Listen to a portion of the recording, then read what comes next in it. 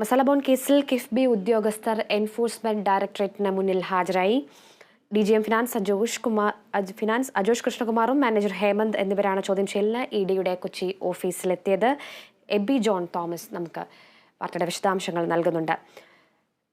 AB, ഇപ്പോൾ masala bond കേസിൽ ഇപ്പോൾ കിഫ്ബി ഉദ്യോഗസ്ഥർ ഇഡിക്ക് മുന്നിൽ ഹാജരായെന്ന വിവരം ലഭിക്കുന്നു. എന്തൊക്കെയാണ് വിശദാംശങ്ങൾ? അനുജ, രാവിലെയോടുകൂടി തന്നെ 10 മണിയോടുകൂടി തന്നെ ഇവർ ഈ ED ഓഫീസിൽ, കൊച്ചിയിലെ ED ഓഫീസിൽ ഹാജരായി.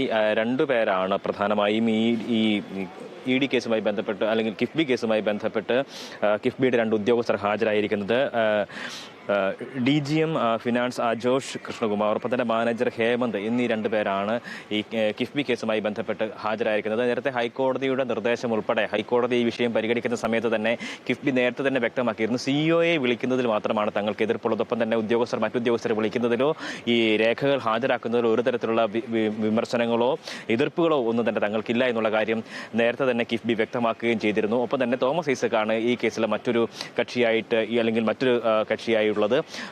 ഐസക്കിന് ED 5 തവണയോളം ഇത്തരത്തിൽ ഈ ഹാജരാകണമെന്ന് ആവശ്യപ്പെട്ട് നോട്ടീസ് നൽകിയെങ്കിലും ഇതുവരെയും ഹാജരായിട്ടില്ല. അദ്ദേഹം നിലപാട് അറിയിക്കുകയും ചെയ്തു ഹൈക്കോടതിയിൽ അക്കാര്യത്തിൽ EDക്ക് മുന്നിൽ ഹാജരാക്കേണ്ട സാഹചര്യമില്ല, ഒരു തരത്തിലും അതിന് ഹാജരാകാൻ താൻ സന്നദ്ധനുമല്ല എന്നുള്ള കാര്യത്തിൽ വ്യക്തത വരുത്തുകയും ചെയ്തു ഹൈക്കോടതിയിൽ മുന്നിൽ. എന്നാൽ ED അന്ന് വ്യക്തമാക്കിയത് ഇത്തരത്തിൽ രേഖകൾ ഹാജരാക്കുന്നതിന് തങ്ങൾക്ക് ബുദ്ധിമുട്ടില്ല, മറിച്ച് CEOയെ പോലെയുള്ള ഉന്നതരായിട്ടുള്ള ഉദ്യോഗസ്ഥരെ വിളിച്ചു വരുത്തുന്നതിലാണ് തങ്ങൾക്ക് എതിർപ്പുള്ളത് എന്നുള്ള കാര്യമാണ് വ്യക്തമാക്കിയിരുന്നത്. എന്തായാലും അതനുസരിച്ചുള്ള നടപടിയിലേക്ക് കിഫ്ബിയും എത്തിയിരിക്കുന്നു. EDക്ക് മുന്നിൽ അവർ ഹാജരായിരിക്കുകയാണ്. വിവരങ്ങൾ എന്തായാലും നൽകും എന്നുള്ളതാണ് പ്രധാനപ്പെട്ട കാര്യം. 2 പേർ പ്രധാനപ്പെട്ട 2 ഉദ്യോഗസ്ഥർ തന്നെയാണ് ഇന്നും ഹാജരായിരിക്കുന്നത്. ഒപ്പം തന്നെ കരുവന്നൂർ കേസുമായി ബന്ധപ്പെട്ട് ഉള്ള ആളുകളും ഇന്ന് EDക്ക് മുന്നിൽ ഹാജരായിട്ടുണ്ട്.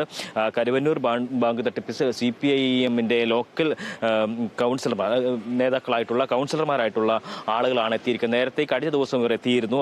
അനൂപ് ഡേവിസ് കാടോ, ഒപ്പം തന്നെ മധു അമ്പലപുരം എന്നീ 2 പേരാണ് ഈ കരുവന്നൂർ കേസുമായി ബന്ധപ്പെട്ട് ഇവിടെ ഹാജരായിരിക്കുന്നത്. കഴിഞ്ഞ ദിവസവും ഇവർ EDക്ക് മുന്നിൽ ഹാജരായി വിവരങ്ങൾ നൽകുന്ന സാഹചര്യം ഉണ്ടായിരുന്നു. എന്തായാലും ഇത് ഉന്നത ഉദ്യോഗസ്ഥർ അല്ലെങ്കിൽ ഉന്നത നേതാക്കളിലേക്ക് വിവരങ്ങൾ അല്ലെങ്കിൽ അന്വേഷണം എത്തിക്കുക എന്നതിൻ്റെ ഒരു ഭാഗമായിട്ട് തന്നെയുള്ള നടപടിയായിട്ടാണ് വിശദീകരിക്കപ്പെട്ടത്. വിമർശിക്കുക അല്ലെങ്കിൽ ആ നിലയ്ക്കുള്ള വിലയിരുത്തലുകളാണ് ഉണ്ടാകുന്നത്. ആദ്യഘട്ടത്തിൽ ഇത്തരത്തിൽ പ്രാദേശികമായിട്ടുള്ള നേതാക്കൾ, ഒപ്പം തന്നെ ഉദ്യോഗസ്ഥർ എന്നിവരെ പ്രതി ചേർക്കുകയും പ്രതിപട്ടിക നൽകുകയും ചെയ്തിരുന്നു. ഇത് 2ാം ഘട്ട പരിശോധനയുടെ അല്ലെങ്കിൽ അന്വേഷണത്തിന്റെ ഭാഗമായിട്ടുള്ള നടപടികളാണ് പുരോഗമിച്ചുകൊണ്ടിരിക്കുന്നത്. എന്തായാലും ഈ അനൂപും ഒപ്പം തന്നെ മധുവും ഇവിടെ ഹാജരായിട്ടുണ്ട്. ഒപ്പം തന്നെ സുനിൽകുമാർ എന്നുള്ള മറ്റൊരു വ്യക്തി കൂടി ഹാജരായിട്ടുണ്ട്. അദ്ദേഹം ഈ സ്വർണ്ണ കട ഉടമ കൂടിയാണ്. അങ്ങനെ 3 പേരാണ് കരുവന്നൂർ കേസുമായി ബന്ധപ്പെട്ട് ഹാജരായിരിക്കുന്നത്. എന്തായാലും ഇത് ഈ AC മൊയ്തീൻ ഉൾപ്പെടെയുള്ള മുതിർന്ന നേതാക്കളിലേക്ക് അന്വേഷണം എത്തിക്കുക എന്നതിന്റെ ഭാഗമായിട്ടുള്ള ഒരു നടപടിയായിട്ടാണ് വിലയിരുത്തപ്പെടുന്നതും. ഒപ്പം തന്നെ ഈ 2ാം ഘട്ട അന്വേഷണത്തിൽ കൂടുതൽ ഉന്നതരിലേക്ക് തന്നെ അന്വേഷണം എത്തിക്കുക എന്ന് തന്നെയാണ് EDയുടെ ഉദ്ദേശവും ലക്ഷ്യവും എന്നുള്ളത്.